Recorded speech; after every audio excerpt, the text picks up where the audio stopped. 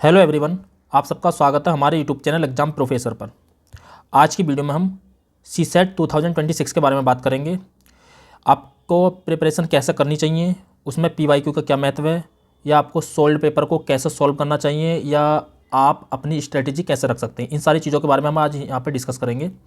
देखिए, सी set paper को अब आप इग्नोर नहीं कर सकते। 2023 के बाद आप सी सेट पेपर को इग्नोर नहीं कर सकते, और स्पेशली वो बच्चे तो बिल्कुल नहीं कर सकते जिनका मैथ बैकग्राउंड नहीं है, ठीक है, जिनकी एकेडमिक के बाद जिन्होंने 12th या ग्रेजुएशन में मैथ नहीं पढ़ी है, ठीक है। केवल आप कॉम्प्रहेंशन के बेस पर सी सेट क्वालिफाई नहीं कर सकते जिस तरीके के क्वेश्चन आते हैं, क्योंकि क्वेश्चन बहुत ज़्यादा टाइम टेकिंग आते हैं। तो उस कंडीशन में आपके पास एक स्ट्रेटजी होनी चाहिए जैसे जो आपको पेपर को सॉल्व करने में मदद करेगी, ठीक है। तो देखिए, एक सबसे बड़ी बात एक ये भी है कि आप जो है जीएस पेपर पर ध्यान देते रहते हैं। जीएस पेपर पे ध्यान दीजिए, नो डाउट देना ही चाहिए, क्योंकि बिना जीएस के पेपर के तो आप पेपर को क्लियर कर नहीं सकते। बट सी सेट भी आपका क्वालिफाई भले से हो, बट आपको इसको क्वालिफाई करना ज़रूरी है। अगर आप इसको क्वालिफाई नहीं कर पाएंगे तो आपको पता है कि आपका प्रीलिम्स क्लियर नहीं हो पाएगा। बहुत सारे बच्चे होते हैं जिनका स्कोर जो है 120 प्लस 100 प्लस होता है, जो आसानी से कट ऑफ को क्लियर कर लेते हैं जीएस वाली, बट सी सेट ना होने की वजह से वो बाहर हो जाते हैं, ठीक है। तो ऐसा नहीं करना है। और पिछली बार भी जब मैंने सी साइट की आपको वीडियो पढ़ाई थी, जब क्लासेस ली थी, जब मैंने बहुत सारी क्लासेस ली थी जिसमें स्पेशली नंबर सिस्टम हुआ था, मैंने वहाँ पर कुछ टॉपिक्स बताए थे कि इन टॉपिक्स पर अगर आप अच्छे से पकड़ कर लेते हैं तो आपका सी सेट किसी भी कीमत पर नहीं रुकेगा, ठीक है। तो ऐसे ही हम आज बहुत सारी चीज़ों के बारे में बात करेंगे। और अगर हाँ, एक मतलब बहुत ही इंपॉर्टेंट बात है, हो सकता है आपको कुछ को ये बात अजीब लगे, बट मैं जो बताने जा रहा हूँ कि अगर आप केवल किसी कोचिंग के चक्कर में पड़े हुए हैं, या कोई भी बड़ी कोचिंग है, कोई भी मीडियम की हो, अगर आप केवल कोचिंग के बेस पर ही केवल अपनी सी सेट की तैयारी कर रहे हैं तो यकीन मानिए कि आपको प्रॉब्लम हो सकती है, बहुत ज़्यादा चांस है हो सकती है। तो आप अपनी एक स्ट्रेटजी बनाइए। मेरा खुद का एक अनुभव है, मैं आपके साथ शेयर कर रहा हूँ। अगर आपको अच्छा लगे तो उसको फॉलो कीजिए, और अपनी एक अलग स्ट्रेटजी तैयार कीजिए, ताकि आप जो सी सेट को अच्छे से आसानी से क्वालिफाई कर सकें, ठीक है। अगर केवल आप किसी कोचिंग के बेस पर रहेंगे तो देखिए, उनका क्या होता है, उनका केवल आपसे 15 to 20,000 आपसे पैसे लेते हैं वो सी सेट का सिलेबस कराने के। तो उनका एक मकसद होता है कि बस आपको सिलेबस करा देना है, ठीक है। उनको फ़र्क नहीं पड़ता कि आपका सी सेट निकलता है या नहीं निकलता। और आप वैसे भी जानते हैं कि अगर आपका पूरा बैच है, कोई भी अगर यहाँ पर बच्चे पढ़ते हैं तो बहुत मुश्किल से 1,000-2,000 बच्चों में शायद एक बच्चा जो है प्री क्वालिफाई कर पाता। ये तो आप सब जानते हैं, ठीक है। तो इतना आसान नहीं है, सी सेट निकालना भी इतना आसान नहीं है। बाकी जीएस पेपर के बारे में हम डिस्कस करेंगे ही करेंगे, बट सी सेट को आपको कैसे तैयार करना आज उसके बारे में डिस्कस करेंगे। और आगे से हम किन किन टॉपिक्स पर वीडियो बनाएंगे और कैसे हम तैयारी लेकर चलेंगे, ताकि आपका जो कैलेंडर आ चुका है, आपने नहीं देखा तो देख लीजिए। आपका जो 24 मई को जो पेपर होने वाला है उसमें आपको सी सेट में कोई प्रॉब्लम नहीं होनी चाहिए, ठीक है। तो इन सब चीज़ों के बारे में हम डिस्कस करेंगे। और दोबारा मैं अपनी बात को रिपीट कर देता हूँ। देखिए, अपनी बात को मैं रिपीट कर देता हूँ तो कि आपको किसी भी केवल कोचिंग के बेस पर अपनी तैयारी को लेकर नहीं जाना है। आपको अपने आप को पहले से परख लेना है कि मैंने जो तैयारी की है वह बाकायदा ठीक है या नहीं है, ठीक है। उसका तरीका मैं आपको बता देता हूँ। केवल एक कोचिंग के भरोसे जाएंगे तो यकीन मानिए आपको निराशा ही हाथ लगेगी, ठीक। तो देखिए, सबसे पहले आपकी प्रिपरेशन कैसे होनी चाहिए, आपकी जो तैयारी है वो कैसी होनी चाहिए। तो देखिए, तैयारी करने का तरीके कई सारे हैं, ठीक है। एक तो ये होता है कि आप जो है पहले पीवाईक्यू के जितने भी क्वेश्चन आए हैं वो सारे के सारे आप जो है अच्छे से उनको सॉल्व कर लीजिए। सेकंड, जो आप थीम्स हैं, जो पुरानी थीम्स रिपीट होती हैं, और उनको आप जो है पहले उनको एक तरफ निकाल लीजिए, और उसके बाद उस तरीके के क्वेश्चन को सॉल्व कर लीजिए। 2-3 तरीके तो ये होते हैं, ठीक है। या ऐसा कर लीजिए, जो आपका सिलेबस है, जो भी कोचिंग कराती हैं, जैसे नंबर सिस्टम सॉल्व करा दिया, परसेंटेज करा दिया, एचसीएफ एलसीएम करा दिया, ये सारे टॉपिक्स कराते हैं, उन टॉपिक्स को आप पढ़ लीजिए। फिलहाल वो तरीका अच्छा नहीं है, ठीक है। केवल आप अगर टॉपिक पढ़ने के बाद अगर क्वेश्चन सॉल्व कर रहे हैं तो वो तरीका अच्छा नहीं है। आपका सबसे बेस्ट तरीका जो होना चाहिए वो आपको सबसे पहले पीवाईक्यू सॉल्व करने चाहिए, ठीक है। आप 2011 से लेकर 2025 तक के सारे पेपर आपके टेबल पर होने चाहिए, और उसमें जितने भी मेथड हैं सारे के सारे मेथड आपको आने चाहिए, ठीक है। क्योंकि मेथड रिपीट होते हैं, मैं आपको बताऊंगा। देखिए, वैसे तो नेट उसमें 27 ही क्वेश्चन नेट करने हैं, ठीक है, आपको पता है। बट प्रॉब्लम कहाँ आती है मैं ये भी बताने वाला हूँ, और कैसे आपको वहाँ आसानी से पहुँच सकते हैं ये भी बताने वाला हूँ, ठीक है। तो सबसे पहले आप जो काम कर सकते हैं, सबसे पहले पीवाईक्यू, इससे कोई समझौता नहीं है, ठीक है। आप जो है ये समझ लीजिए कि अगर आप मुस्लिम धर्म के हिसाब से मानो तो कुरान है, और अगर हिंदू धर्म के हिसाब से ये गीता है और बाइबल है, जो भी है आप जो मानना चाहें, ये इतना इंपॉर्टेंट है पीवाईक्यू। तो पीवाईक्यू तो आपको टेबल पर रखना ही पड़ेगा, ठीक है। चाहे तो आप एक बुक ले लीजिए, या तो वरना तो आप सेपरेट पेपर निकलवा लीजिए, तो बहुत ज़्यादा बेटर होते हैं, ठीक है। तो पीवाईक्यू सबसे पहले। उसके बाद आपको एक सॉल्व पेपर होना चाहिए, क्योंकि देखिए, आप अगर नेट से ढूंढते रहेंगे तो आपका एक सॉल्व पेपर रहेगा तो आपका ठीक रहेगा कि आपका कोई मेथड नहीं आया तो टाइम वेस्ट ज़्यादा नहीं होना चाहिए। आपको अगर कोई प्रॉब्लम हो रही है तो फर्स्ट बार जो आपका जब फर्स्ट टाइम अगर आप कर रहे हैं सॉल्व, तो आप जो वहाँ से देख सकते हैं कि इसका मेथड क्या है और मेथड सीख सकते हैं, ठीक है। तो आपको सॉल्व पेपर आपके पास होना ही चाहिए। तो सबसे पहले PYQ, सेकंड सॉल्व पेपर होना चाहिए, ठीक है। थर्ड, आपको ये पता होना चाहिए कि सबसे इंपॉर्टेंट टॉपिक्स क्या हैं। उसके बारे में मैंने कुछ टॉपिक्स आपके लिखे हैं नीचे, तो हम उनके बारे में भी डिस्कस कर लेंगे, ठीक है। स्ट्रेटजी क्या होनी चाहिए, देखिए आपको क्या करना। पहले देखिए टॉपिक की बात कर लेते हैं कि आपका जो सबसे इंपॉर्टेंट टॉपिक जो है, उसमें जो आपके टॉपिक्स हैं उसमें सबसे इंपॉर्टेंट टॉपिक जो है वो आपका है नंबर सिस्टम। नंबर सिस्टम के बिना आप किसी भी कीमत पर जो है CSET क्वालिफाई नहीं कर सकते। मतलब कर सकते हैं ऐसा नहीं है, बट आपका 99% भूमिका जो है एक कॉम्प्रहेंशन और एक नंबर सिस्टम, इसका वेटेज बहुत ज़्यादा होता है, ये आपको पता है। अगर नहीं है तो आप पेपर देख लीजिए, आपको खुद समझ आ जाएगा, ठीक है। तो नंबर सिस्टम आपको करना ही पड़ेगा अच्छे से, ठीक है। सेकंड जो वेटेज रहता है उसका रहता है एक नंबर सिस्टम, एक कॉम्प्रहेंशन, ये 2 का रहता है। थर्ड आपका डाटा सफिशिएंसी के क्वेश्चन रहते हैं, वो कम से कम आपके 15 से 20 क्वेश्चन डाटा सफिशिएंसी के भी रहते हैं। और मैंने बहुत अच्छी अच्छी ट्रिक बताई थी, आप अगर चाहें तो मेरी पुरानी वीडियोज़ देख सकते हैं। मैंने ऑलरेडी जो पेपर हुआ था उससे पहले मैंने बहुत सारी वीडियोज़ बनाई थी, नंबर सिस्टम पर बनाई थी, डाटा सफिशिएंसी पर बनाई थी, कॉम्प्रहेंशन पर भी बनाई थी मैंने 2-3 वीडियो, तो आप उनको देख सकते हो। और उसके बाद आप पेपर देखना जो 2025 का पेपर हुआ था, ठीक है, जो CSET का हुआ था। अगर आप उन वीडियोज़ को देख लेते और अच्छे से आप उनको प्रैक्टिस कर लेते तो आपका पेपर बड़ा आसानी से क्वालिफाई हो जाता, ठीक है। तो बस मैं वही चीज़ आपको बताने वाला हूँ। इसके अलावा अगर कुछ टॉपिक हैं तो एक परसेंटेज हो गया, एक LCM SCF हो गया, एक अनुपात समानुपात हो गया, जो इतना इंपॉर्टेंट नहीं है, परसेंटेज बहुत ज़्यादा इंपॉर्टेंट है। इसके अलावा एक प्रॉफिट एंड लॉस भी होता है जो परसेंटेज से जुड़ा होता है, हालांकि उसको इतना भी करेंगे तब भी कोई प्रॉब्लम है नहीं, ठीक है। एक सवाल आता कोई मतलब नहीं है, आप परसेंटेज अच्छे से कर लीजिए और एक LCM SCF अच्छे से कर लीजिए, ठीक है। फिलहाल के लिए मैंने ये 4 टॉपिक लिखे हैं, बाकी 8 से 9 टॉपिक हैं जो मैं खुद कर रहा हूँ। जैसा कॉम्बिनेशन में परमुटेशन होता है, परमुटेशन कॉम्बिनेशन, ठीक है। एक प्रोबेबिलिटी होती है, तो प्रोबेबिलिटी के बहुत जो सिंपल सवाल हैं वो आप उनको कर सकते हो, ठीक है। और बाकी कुछ रीजनिंग क्वेश्चन होते हैं। तो आपको करना क्या है, देखिए जिसका मैथ बैकग्राउंड है और जिसकी एकेडमिक के बाद जिसने ग्रेजुएशन में या 12th में अपना जो है मैथ पढ़ रखा है, ठीक है, जिसका सब्जेक्ट जो साइंस साइड बैकग्राउंड की, तो उनके लिए कोई इतनी बड़ी प्रॉब्लम नहीं है। अगर हो रही है तो कहीं ना कहीं उनकी प्रैक्टिस में प्रॉब्लम है, ठीक है। तो देखिए सबसे बड़ी बात यह है कि आपके जो फिक्स हैं, जो आप इग्नोर नहीं कर सकते। बहुत सारे बच्चे क्या होते हैं केवल मैथ के बेस पर चले जाते हैं, मैथ और रीजनिंग के बेस पर हम CSET निकाल लेंगे, बिल्कुल गलत तरीका है, नहीं हो सकता, आज के टाइम में नहीं हो सकता। रीज़न ये है कि आप क्वेश्चन सॉल्व नहीं कर सकते, मैं ये नहीं कह रहा हूँ, आप सारे क्वेश्चन सॉल्व कर सकते हैं। जो भी बच्चा अगर उसमें 5-7 क्वेश्चन सॉल्व करना जानता तो यकीन मानिए कि आप सारे क्वेश्चन सॉल्व कर सकते हैं, अगर आपको रूम पर या घर पर आप जो उसको सॉल्व करने बैठेंगे। बट एग्जाम हॉल में आपको केवल 2 घंटे दिए जाते हैं और उन 2 घंटे में आपको उन क्वेश्चन को सॉल्व करना बहुत मुश्किल होता है, क्योंकि अगर आप एक क्वेश्चन को अगर बहुत ज़्यादा टाइम ले लेते हैं, क्योंकि बहुत टाइम टेकिंग होते हैं क्वेश्चन, वो अगर उसमें आपके 5 से 7 मिनट निकल जाते हैं तो यकीन मानिए आगे के जो आने वाले क्वेश्चन होते हैं उनको भी आप सॉल्व नहीं कर पाते हैं। तो वहाँ पर सबसे बड़ी बात, जो सबसे बड़ा चैलेंज होता है वो टाइम मैनेजमेंट का ही होता है। अगर आपसे टाइम मैनेजमेंट नहीं हुआ तो यकीन मानिए आपका बहुत सारा पेपर जो है मतलब पेपर ख़राब होने के बहुत ज़्यादा चांस है कि आपका पेपर क्वालिफाई ना हो। तो सबसे इंपॉर्टेंट ये है कि आप इस जिद पे तो बिल्कुल मत जाना कि जो है कि मुझे ये नहीं करना, मुझे ये तैयार नहीं करना। तो आपको कोई भी टॉपिक जो है स्किप नहीं करना किसी भी कीमत पर। सबसे पहले जो ध्यान देना, जो फिक्स टॉपिक हैं जो देने, एक तो नंबर सिस्टम जो मैंने बताया, ठीक है, नंबर सिस्टम को आपको अच्छे से तैयार करना है। Second comprehension, third data sufficiency, और 1-2 टॉपिक में और बताने वाला हूँ उनको। बाकी आप इन 3 टॉपिक को ही कर लेंगे तो देखिए आपके लगभग 25+ क्वेश्चन जो आते हैं आपके कॉम्प्रहेंशन से आते हैं, ठीक है। इसके अलावा आपके नंबर सिस्टम से लगभग 20+ क्वेश्चन आते हैं केवल नंबर सिस्टम से, ठीक है। और इसके अलावा डाटा सफिशिएंसी आपके कम से कम आते हैं 15 या 10+ क्वेश्चन मान लीजिए, ठीक है। तो अगर आप यहाँ पे लेकर चलेंगे तो आपके 55 क्वेश्चन यहाँ से ही हो रहे हैं, ठीक है।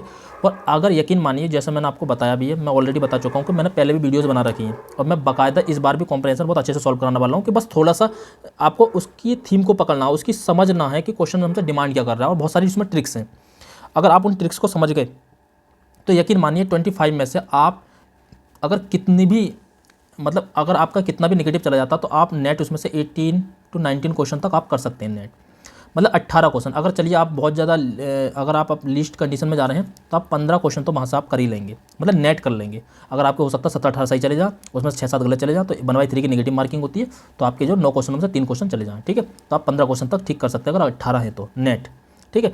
इसके अलावा नंबर सिस्टम रहा, अगर नंबर सिस्टम को आप अच्छे से तैयार कर लेते हैं तो उसमें से आप 20 क्वेश्चन में से यहाँ भी आप मिनिमम 12 क्वेश्चन सॉल्व कर ही सकते हैं। तो 15 और 12 आपके 27 क्वेश्चन यहीं से हो जाएंगे, नेट हो जाएंगे ये। बट यहाँ से काम नहीं चलेगा, ज़रूरी नहीं है आप यहाँ पर 12 ही कर पाएँ, हो सकता है यहाँ पर 8 कर पाएँ, हो सकता है कोई बच्चे यहाँ पर 10 ही कर पाए नेट, ऐसा भी होता है। हालांकि हम प्रैक्टिस तो हर चीज़ की करेंगे, बट इसके अलावा जब आप जो अदर क्वेश्चन जो होते हैं जैसे डाटा सफिशिएंसी के सवाल होते हैं उसमें आपके 12 से 13 क्वेश्चन आते हैं। अगर आप थोड़ा सा सेंस और अच्छे से प्रैक्टिस कर लेंगे तो उसमें से आप आधे क्वेश्चन तो कर ही सकते हैं, जैसे 6 क्वेश्चन। ये उन बच्चों के लिए कह रहा हूँ मैं, ये जो वीडियोज़ है स्पेशली ये वीडियो जो बनाई गई है, जितनी भी वीडियोज़ थी पहले की या जो ये वीडियो बनाई जा रही है स्पेशली उन बच्चों के लिए ही बनाई जा रही है जिनको सीसेट में प्रॉब्लम है। जिनको ऑलरेडी आता है या सीसेट में कोई प्रॉब्लम नहीं है तो वो वीडियो इसको ना देखें, ठीक है, क्योंकि उनके लिए है ही नहीं है। अब देखिए अब ये हो जाएगा तो आपका जो अगर आप यहाँ से 6 क्वेश्चन भी कर लेते हैं तो आपके 27 तो हो जाएंगे और आपके हो जाएंगे 33 क्वेश्चन, ठीक है, आपके 33 क्वेश्चन हो जाएंगे। इसके अलावा आपके पास रीजनिंग के बहुत सारे क्वेश्चन होते हैं, रीजनिंग और जो सिंपल मैथ होती है, ठीक है, जो जनरल एबिलिटी के सवाल होते हैं, तो उसके आपको कम से कम 10 क्वेश्चन आपको मिल जाएंगे। तो इस तरीके से आपके जोड़कर आपके नेट कम से कम 35 प्लस आराम से आ जाएंगे। बस इतने ही आपको चाहिए। आप ये मत सोचिए कि मेरे 28 आ जाएँ या 29 आ जाएँ या 30, कम से कम 35 प्लस तो लेकर ही चलिए। अगर आप इनमें से कोई भी टॉपिक स्किप करते हैं तो समझ लीजिए कम से कम आप 10 से 15 क्वेश्चन का लॉस कर रहे हैं, तब आपका सीसेट क्वालिफाई नहीं होगा। तो इस कंडीशन में आप जो है इन सारी चीज़ों का ध्यान रखिए। बाकी मैं सारी की सारी जो भी वीडियो बनाऊंगा आगे को सारी की सारी चीज़ें बताता रहूँगा। आपकी कोई भी क्वेरी हो तो आप इस वीडियो के डिस्क्रिप्शन में आपको इंस्टा का लिंक भी मिल जाएगा, वहाँ पर डायरेक्ट मैसेज कर सकते हैं और वरना आप कमेंट बॉक्स में भी अपना सवाल पूछ सकते हैं, ठीक है। आप वीडियो कभी भी देखें, अभी देखें या देखिए ये वीडियो जो है दिसंबर बनाई जा रही है, ईयर फिनिश होने वाला है, तो आप जनवरी फरवरी जब भी देखें तो आप उस किसी भी समय आप जो मैसेज कर सकते हैं, ठीक है, या कमेंट कर सकते हैं, ठीक है। तो मैंने आपको टॉपिक बताई दिए हैं कि नंबर सिस्टम आपको देखना, डाटा सफिशिएंसी के देखना है, कॉम्प्रहेंशन देखना और परसेंटेज देखना है, ठीक। देखिए हम इस बार देख लेते हैं। इस बार देखिए कुछ क्वेश्चन आए थे, मैं आपको नंबर सिस्टम का देके बताता हूँ। सबसे बड़ी बात यह है कि नंबर सिस्टम का कोई भी फॉर्मूला नहीं है, कोई भी गणित नहीं है, बस आपका सेंस है, एक आपकी समझ है, आपका एक लॉजिक है कि आप उस कंडीशन में कितनी पॉसिबिलिटी सोच सकते हैं किसी भी चीज़ की, और या आप उसको कैसे सॉल्व कर सकते हैं। बस एक तरीका है, एक मेथड है जो आपसे यूपीएससी डिमांड करता है, ठीक है, ये आपको भी पता है।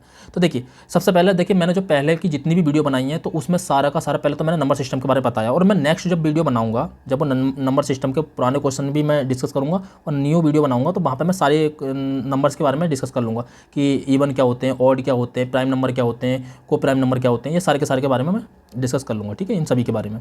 फिलहाल 3 अभाज्य संख्याएँ मैंने आपको बताया था कि जो अभाज्य संख्या होती हैं ये केवल स्वयं के और एक के अलावा एक और एक स्वयं के अलावा मतलब सेल्फ स्वयं के अलावा किसी से भी डिवाइड नहीं हो सकती हैं, ठीक है, ये किसी से भी भाज्य नहीं है, ठीक है। जैसे दो का फैक्टर क्या है, जिसका फैक्टर केवल 2 होते हैं, एक होता है और एक स्वयं होता है वो, ठीक है। जब 2 का फैक्टर क्या होगा, एक हो जाएगा और एक 2 हो जाएगा। ऐसे 3 है, 3 का फैक्टर एक हो जाएगा और एक 3 हो जाएगा, ठीक है। इसके अलावा देखिए 4 नहीं हो सकता क्योंकि 4 का फैक्टर एक 2 भी है, एक भी है और एक 4 भी है, तो 3 फैक्टर नहीं होना चाहिए, बस 2 ही फैक्टर होंगे, एक केवल उसमें एक परमानेंट फैक्टर एक होगा और एक स्वयं होगा, बस इतना। उनको हम अभाज्य संख्याएं बोलते हैं, ये आपको पता होगा, ठीक है, प्राइम नंबर बोलते हैं। लेकिन अगर आपको नहीं पता तो मैं बता दूंगा नेक्स्ट वीडियो में, ठीक है। तो देखिए अभाज्य संख्या क्या है, ये बोल रहा है 3 अभाज्य संख्या पी क्यू आर प्रत्येक 20 से कम है, तो देखिए 20 से कम वाली हम अभाज्य संख्या लिख सकते हैं। एकमात्र इवन संख्या जो होती है अभाज्य 2 होती है, आपको पता होगा, ठीक है। बाकी 2 के बाद 3 आता है, 3 के बाद 5, 7, 9 नहीं लेंगे। देखिए 9 3 से डिविजिबल है तो 9 नहीं लेंगे क्योंकि वो 3 से डिवाइड हो जाता है। और अब मैंने क्या कहा, प्राइम नंबर वही होगा जो केवल स्वयं के और एक के अलावा किसी से भी डिवाइड ना हो सके, ठीक है, किसी से भी भाज्य ना हो।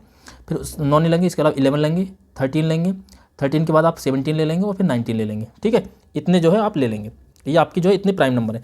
अब क्या कह रहा है आगे, इस प्रकार है कि देखिए 3 अभाज्य संख्या पी क्यू आर है, ठीक है, प्रत्येक 20 से कम है। इस प्रकार देखिए पी क्यू आर है तो मतलब अलग अलग है, ये भिन्न भिन्न है, ये नहीं ले सकता आप दो को पी भी ले लो, क्यू की वैल्यू भी ले लो और आर की वैल्यू भी ले लो, ऐसा नहीं हो सकता, तीनों अलग है, डिफरेंट है, ठीक है। तो इस प्रकार है कि P minus Q equal to Q minus R है, तो P plus Q plus R के लिए कितने भिन्न संभव मान मिल सकते हैं।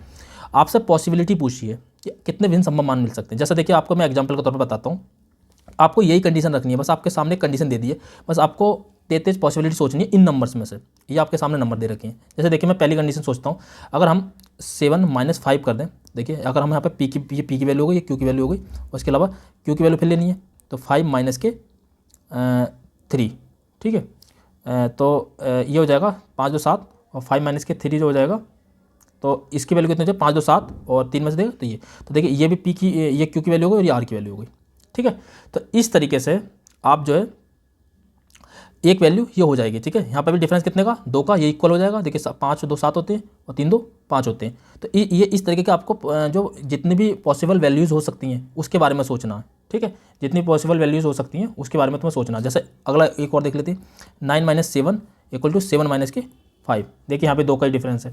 इसके अलावा देखिए अगला देख लीजिए, 11 माइनस के 9 इक्वल टू 9 माइनस के 3 का है ना, तो 9 माइनस के कितना हो जाएगा 7 हो जाएगा।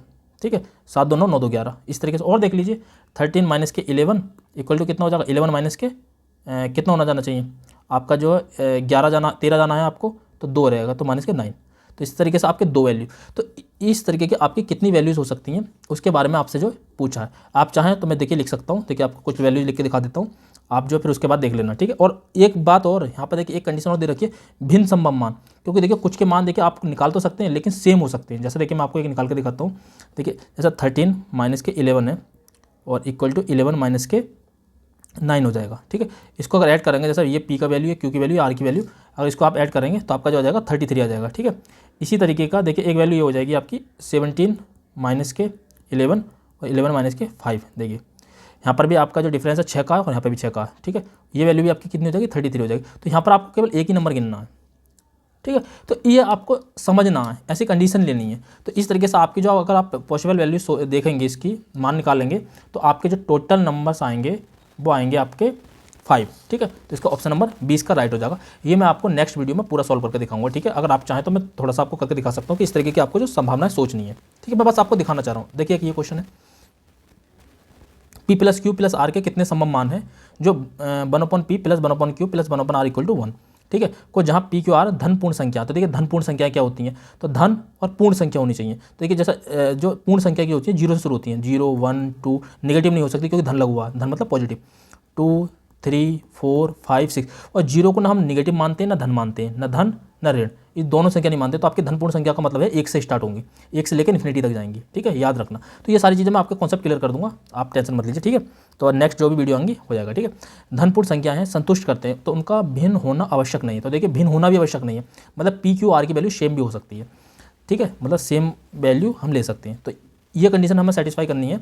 तो कितने मान संभव है ये पूछा है हमसे, कितने मान संभव है। तो देखिए 1/p plus 1/q plus 1/r, इस तरह की एक वैल्यू सोचिए। देखिए आपके दिमाग में तुरंत आ जाएगा, एक वैल्यू तो आपके दिमाग में तुरंत आ जाएगी 1/3। अगर 1/3 प्लस 1/3 ये ले लें तो आपका एलसीएम क्या हो जाएगा 3, और 1 प्लस 1 तो 3/3 आ जाएगा, तो इसकी वैल्यू 1 हो जाएगी। तो एक मान तो संतुष्ट करता, तो मतलब इसका आंसर ये तो बिल्कुल नहीं होगा, कोई भी नहीं। तो ये तो आपने एलिमिनेट कर दिया। अब आपको इनमें से देखना है कि कौन कौन से होंगे। अब हम यहाँ पर देखिए आंसर देखने के बाद हम बहुत सारी वैल्यूज़ लिख सकते हैं कि इसका एक वैल्यू ये हो जाएगी कि 1/2 प्लस 1/4 प्लस 1/4, यहाँ पर 4 एलसीएम हो जाएगा, यहाँ पर 2 हो जाएगा, प्लस 2 हो जाएगा, तो 4/4 1 हो जाएगा। तो एक वैल्यू ये हो जाएगी। बट ऐसा नहीं है, वहाँ पर ये चीज़ तुरंत क्लिक नहीं होती है। हम आने के बाद रूम पर सोचते हैं या हम कहीं से आंसर देख लेते हैं तो हमको लगता है कि यार इतना सिंपल है, नहीं होता है, ऐसा बिल्कुल नहीं है। तो ऐसे क्वेश्चन को आप चाहें तो स्किप कर सकते हैं, वरना आप अगर इसका PYQ में प्रैक्टिस की है, आपने बहुत सारे क्वेश्चंस की प्रैक्टिस कर रखी है, तो आप जो इन क्वेश्चंस को जो है बड़े आराम से जो है डील कर सकते हैं। ठीक है, तो इस तरीके की देखिए मैं आपको वैल्यू बता देता हूँ। एक तो 3 हो जाएगी PQR की वैल्यू, एक जो हो जाएगी आपकी 2,4,4 हो जाएगी, और अगली वैल्यू जो हो जाएगी 2,3,6 हो जाएगी। ये 3 तरह की वैल्यूज़ होंगी, आप इनको एलसीएम लेकर देख लेना, तो आपका जो ऑप्शन नंबर C इसका राइट हो जाएगा। ठीक है, तो इस तरीके से आपको सोचना, और ये आप तभी सोच सकते हैं, आप इस तरह के क्वेश्चन तभी डील कर सकते हैं जब आपने PYQ को अच्छे से सॉल्व कर रखा होगा और इस तरीके का आपका माइंड जो पहले से चलता होगा, आपने उस तरीके के डायरेक्शन में सोच रखा होगा कि यहाँ पर हमें जो ये चाहिए। देखिए ये PYQ में आ चुका है इस तरह का क्वेश्चन।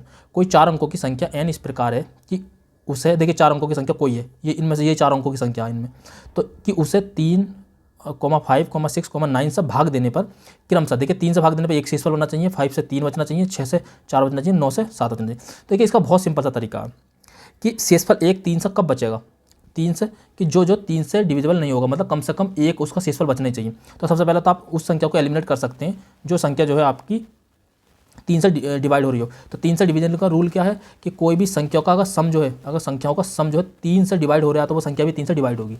अगर संख्याओं का सम जो है 3 से डिवाइड हो रहा है पूरा का पूरा, तो वो संख्या भी 3 से डिवाइड होगी। तो देखिए आप यहाँ पे देखिए 6 और 1 7 और 7 और 1 8, 8 7 15, तो 15 हो रहा, तो 15 जो 3 से डिवाइड है।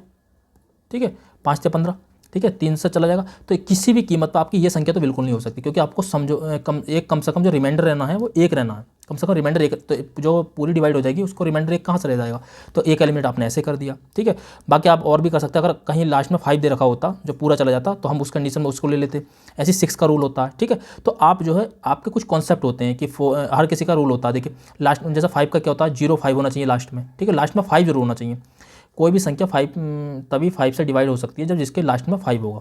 ठीक है, ऐसे 6 का रूल क्या, अगर कोई संख्या 2 और 3 से डिवाइड हो रही है तो वो संख्या जो है 6 से भी डिवाइड होगी। इसी तरीके से 9 का रूल है, लास्ट की 3 संख्या यदि संख्याओं का सम 9 से डिविजिबल है तो समझ लीजिए वो संख्या भी जो है 9 से डिवाइड हो जाएगी। ठीक है, 9 से। तो ये सब रूल है। फिलहाल के लिए आप जो है इसको एक एलिमिनेट कर सकते हैं, इन 3 को चेक कर सकते हैं। अब बहुत सिंपल है, 3 से डिवाइड करके देख लीजिए, 5 से, फिर इसके आपके ये सेम बचेंगे, तो आपका मतलब कम से कम एक विकल्प तो एलिमिनेट हो जाएगा इस तरीके का। और अगर आगे इस तरीके का अगर आप और रूल देख लेंगे जो मैं आपको अगली वीडियोज़ में बताऊँगा, तो आप जो बहुत सारी चीज़ों को ऐसे एलिमिनेट कर देंगे। फिलहाल इसका आंसर जो था ऑप्शन नंबर सी था, जो हम अगली वीडियो में डिस्कस करेंगे डिटेल में। ठीक है, ये देखिए 1 × 3 × 5 × 7 × 9 इंटू डैश जो है 999 के गुणन में इकाई अंक क्या होगा। देखिए इकाई अंक बहुत सिंपल है, यूनिट डिजिट पूछी है। ठीक है, तो देखिए हमें क्या है, हमको इसका मल्टीपल, अब इतना तो मल्टीपल करते नहीं रहेंगे, बस एक रूल होता है इसका। देखिए हम जो है एक देख लेंगे कहाँ से कोई संख्या जो रिपीट होना शुरू हो गई है, कि बार बार वही संख्या आ रही है, तो उसे हम इकाई अंक मान लेंगे। तो देखिए हम जो इतने से काम नहीं चल सकता, क्योंकि अगर इतने को ही छोड़ना होता उसको, तो सिंपल सी बात है कि हमारा आंसर सामने होता। अब यूपीएससी इतना तो भोला भाला है नहीं कि जो हमें सामने से आंसर दे देगा, तो कहीं ना कहीं आपको थोड़ा सा लॉजिक लगाना पड़ेगा। देखिए आपके सामने 1 × 3 × 5 × 7 × 9 दे रखा है। इसके बाद आपको क्या करना, अपनी अगली संख्या लिखनी है। देखिए 1 3 5 7 मतलब ऑड नंबर चल रहे हैं, तो 11 × 13 × 15 × 17 डेट आप जरूरत पड़ेगी तो हम आगे लिख लेंगे। ठीक है, और 9 तक जाना, ऐसे जाना। तो देखिए आप इसके मल्टीपल करिए, 3 से 1 की करेंगे 3 ही रहेगा, 3 × 5 = 15, 5 आ जाएगा, 5 × 7 = 35, फिर 5 आ जाएगा, फिर 35 का देखिए इकाई का यूनिट डिजिट निकालने के लिए केवल एक संख्या पकड़ लीजिए, 35 का पूरा 35 मत पकड़िए, केवल 5 ले लीजिए, उससे कम हो जाएगा। 5 × 45, फिर 5 ले लीजिए, 5, तो फिर 5 लेंगे, 5 × 5 = 5 हो जाएगा, फिर 5 × 15, फिर 15 का फिर 5 ले लीजिए, 5 × 5 = 25, 5 × 7 = 35, मतलब बार बार रिपीट जो हो रहा है 5 ही हो रहा है। आगे को हम अगर चाहे 9 पे ही चले जाएँ तो फिर भी, अगर 17 के बाद क्या आ जाएगा, 19 आ जाएगा, तो फिर 45 आ जाएगा, फिर 20 बना जाएगा, फिर 5 आ जाएगा। तो आपको ये समझ में आ गया कि 5 जो है बार बार रिपीट हो रहा है, तो इसका जो यूनिट डिजिट जो होगा 5 ही होगा। तो ये बस एक आपका ये है कि अगर आपने PYQ में पहले प्रीवियस ईयर में सॉल्व कर रखा होगा, PYQ क्वेश्चन अच्छे सॉल्व कर रखे होंगे, तो आप इसको तुरंत सॉल्व कर देंगे जस्ट 1 मिनट के अंदर अंदर।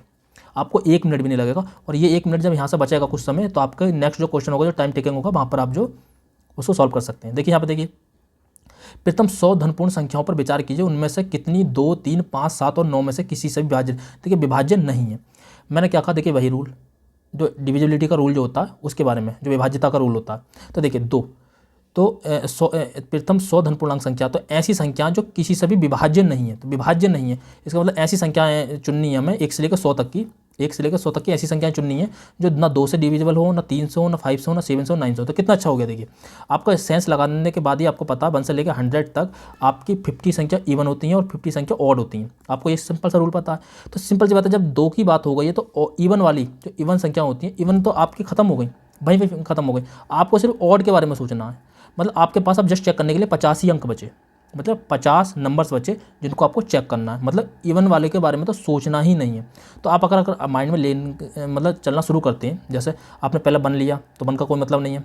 ठीक है, जैसे आपने शुरू किया कि 1 लेना शुरू किया, फिर 3 लेना शुरू किया, 1 के बाद 3, 3 के बाद 5, 5 के बाद 7, 7 के बाद 9, तो यहाँ तक तो वैसे ही है। उसके बाद देखिए 11, एक संख्या 11 आ जाएगी। ठीक है, 11 के बाद एक संख्या 13 आ जाएगी, 13 के बाद देखिए 15 नहीं आएगी। ऑड हम देखेंगे, इवन तो सिंपल सी बात है, जब 2 से तो डिवाइड होगी वो डिविजिबल होगी, तो 2 इवन वाली तो नहीं देखेंगे, केवल ऑड वाली देखेंगे। तो 15 नहीं ले सकते क्योंकि 3 से डिविजिबल है, 5 से भी है, तो 15 छोड़ देंगे। इसी तरीके से आपको लिखते जाना, बस बहुत तेज़ी के साथ काम करना। फिर 17 आ जाएगा, फिर 19 आ जाएगा, फिर 23 आ जाएगा। ठीक है, यहाँ पर हम 25 नहीं लेंगे, 25 5 से हो जाएगा। तो इस तरीके से आपको जब सामने नंबर्स लिखे होंगे तो आप बहुत अच्छे से कर सकते हैं। और ये सारा का सारा गेम जो होता है प्रैक्टिस का होता है। ठीक है, देखिए सी सेट को हल्के में मत लीजिए, ये वही है जो आपको ने जो बिहारी का दोहा सुना होगा कि सच सैया के दौरे जो नाविक के तीर देखन में छोटे लगे घाव करें गंभीर। तो ये घाव बहुत गंभीर करता है। अगर आपका GS का जो कट ऑफ है क्लियर हो जाए और आपका सी सेट नहीं निकले तो यकीन मानिए कि बहुत गंभीर घाव होता है इसका। तो आपका 1 ईयर घूम जाएगा, पता भी नहीं लगेगा। ठीक है, तो इसलिए सी सेट को अच्छे से कीजिए। ठीक, इसी तरीके से कि आपका 23 हो गया, फिर 29 हो जाएगा, फिर आपका 31 हो जाएगा, इसी तरीके 37 हो जाएगा, 41 हो जाएगा, 43 हो जाएगा। ये नंबर्स आप बहुत तेज़ी के साथ लिख सकते हैं। 47 हो जाएगा, 51 हो जाएगा, 53 हो जाएगा, इस तरीके से आप 59 हो जाएगा, 61 हो जाएगा। ठीक है, फिर आपका 67 हो जाएगा, उसके बाद 65 आप नहीं लेंगे, 61 नहीं लेंगे, 61 ले लिया है, 67 हो गया, फिर 69 नहीं लेंगे क्योंकि वो 3 से डिविजिबल है। ठीक है, उसके बाद आपका हो जाएगा 71 हो जाएगा, 71 के बाद आपका 73 हो जाएगा, 79 हो जाएगा। ठीक है, फिर 83 हो जाएगा, 89 हो जाएगा, उसके बाद 97 हो जाएगा। इतने नंबर्स होंगे, अगर आप इनको काउंट करेंगे तो ये नंबर्स हो जाएंगे आपके 22। तो ऑप्शन नंबर सी इसका राइट हो जाएगा। तो इस तरीके से जो है आप जो है इसको सॉल्व कर सकते हैं। ठीक है, देखिए लास्ट देखिए, अगला क्वेश्चन देखते हैं। देखिए ये देखिए एन का महत्तम मान क्या होगा, इस प्रकार की जो है इतने इतने का जो मल्टीप्लिकेशन है 35 की पावर एन है, बस आपको 35 बनाना है, उसकी पावर एन बनाना। तो देखिए आपको क्या दिख रहा है, आपका 35 कैसे बनेगा, 7 × 5 से बनेगा। बाकी हमें नंबर से कोई मतलब ही नहीं है इसमें, इसका ना ये इसमें से 5 मिलेगा ना 7 मिलेगा, कोई मतलब नहीं है। इस तरीके से मतलब हम सोच लेंगे, मिल रहा तो अच्छी बात है लेकिन हम सोच लेंगे। ठीक है, अगर मिलता तो अच्छी बात है, नहीं मिलता तो कोई बात नहीं। ठीक है, देखिए हमें क्या होगा, हमें 5 यहाँ से मिल जाएगा और हमें जो है 7 यहाँ से मिल जाएगा, एक 7 यहाँ से मिल जाएगा और एक 5 यहाँ से मिल जाएगा। देखिए जो भी संख्या कम होगी बस उसके अकॉर्डिंग हम सोच लेंगे। तो देखिए 5 हम निकालेंगे 385 में से, तो यहाँ पर हमें एक 5 मिलेगा। ठीक है जस्ट, और इसके बाद अगर हम 1000 में से निकालेंगे तो हमें 5 की पावर 3 मिलेगी। बाकी 7 तो हमें बहुत सारे मिल जाएंगे, यहाँ से भी मिल जाएगा, यहाँ से भी मिल जाएगा, यहाँ से भी मिल जाएगा। ठीक है, तो हमें 7 हर जगह से मिल जाएगा। तो हमारे जो 5 की पावर जो है 5 हमें एक यहाँ से मिलेगा, एक यहाँ से मिलेगा, तो मतलब 5 की पावर जो 4 हो जाएगी। और इतने ही हमें 7 मिल जाएंगे तो हमें जो 35 की पावर जो 4 हो जाएगी। तो हमें एन की जो वैल्यू निकाली होगी वो जो कितनी हो जाएगी, 4 हो जाएगी। ऑप्शन नंबर 20 का राइट हो जाएगा। आपको मैं सारे के सारे क्वेश्चन जो बहुत डिटेल में कराऊंगा, बस आप जो है अपना जो भी आपको अगर सीसेट मेरे साथ करना हो तो आप कमेंट बॉक्स में ज़रूर बताना। और आपके और कोई पर्सनल क्वेरी हो जो आप कमेंट बॉक्स में नहीं पूछना चाहते हैं तो वीडियो के डिस्क्रिप्शन में आपको इंस्टाग्राम का लिंक दे रखा है, वहाँ पर आप डायरेक्ट मैसेज कर सकते हैं। ठीक है, देखिए ये एक अनुक्रम है। ठीक है, मतलब थोड़ा सा बस कुछ नहीं है इसमें, क्या करना, देखिए 24 के बाद 12 आ रहा है, 12 के बाद 18 पर संख्या बढ़ रही है, मतलब एक बार घट रही है। तो इस कंडीशन में आपको सोचना देखिए हमेशा इस तरीके का कोई भी अनुक्रम दिया है यूपीएससी ने तो या तो एडिशन वाला दिया है और या जो दिया मल्टीप्लिकेशन वाला दिया है। रेयर केस में आपका डिवीजन नहीं दिया है। मैं आपको सारे के सारे सॉल्व कराऊंगा, सब्सट्रैक्शन का तो बिल्कुल नहीं दिया है।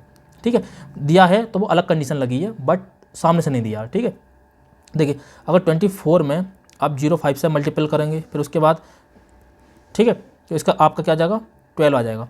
और फिर 12 में आप 1 से मल्टीपल करेंगे तो आपका फिर 12 आ जाएगा। फिर 12 में आप 1.5 से मल्टीपल करेंगे तो 18 आ जाएगा। तो आपका ओवरऑल ये है कि ये रूल चल रहा है, पहले 0.5 फिर 1 फिर 1.5 फिर 2 फिर 2.5 इस तरीके चल रहा है। तो आपका इसका आंसर जो होगा ऑप्शन नंबर बी राइट हो जाएगा। बस थोड़ा सा सेंस लगाना। और सबसे बड़ी बात ये है कि ये सारे के सारे PYQ में आ चुके हैं, ये मेथड आ चुके हैं।